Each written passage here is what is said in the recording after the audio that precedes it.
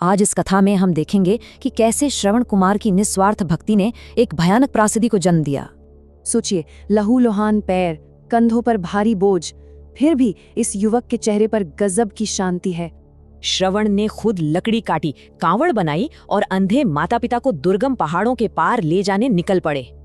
उनका भयंकर शारीरिक दर्द ना भीतर की अपार शांति और संतोष के सामने बिल्कुल फीका पड़ गया था।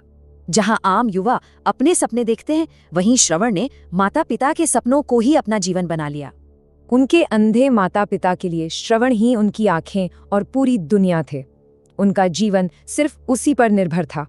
भूखे रहकर उन्हें खिलाना, रास्ता दिखाना, इसी अटूट सेवा से उसने उनकी तीर्थ यात्रा की असंभव अंतिम इच्छा पूरी की।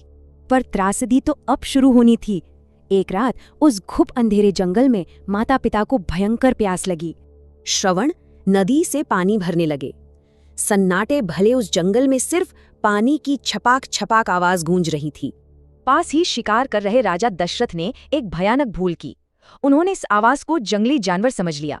बिना कुछ देखे केवल आवाज का अंदाजा लगाकर दशरथ ने अंधेरे में अपना घातक तीर छोड़ दिया। लेकिन तीर किसी जानवर को नहीं, उस समर्पित बेटे के सीने को चीर गया और एक दर्दनाक चीख गूंज उठी।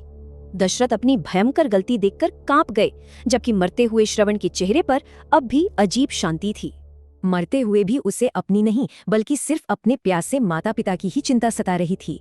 अपना जघन्य अपराध स्वीकार करने के लिए रोते हुए राजा दशरथ उन दृष्टिहीन माता पिता के पास पानी लेकर पहुंचे। जब दशरथ ने बिलखते हुए बताया कि वही उनके प्यारे बेटे का हत्यारा है, तो उनका संसार ही उजड़ गया। घने अंधेरे में बेटे के निर्जीव शरीर से लिपटकर रोते उन माता पिता के दुख की कोई सीमा नहीं थी। उस असहनीय दर्द में उन्होंने राजा को श्राप दिया, एक दिन तुम भी पुत्र वियोग के इसी दर्द में तड़पकर मरोगे। यही श्राप रामायण की प्रमुख घटनाओं का कारण बना। इस एक घटना ने पूरे महाकाव्य की दिशा ही बदल दी। सालों बाद जब रानी कैकेयी ने राम का वनवास मांगा, तो असल में वो उसी श्राप का सीधा परिणाम था।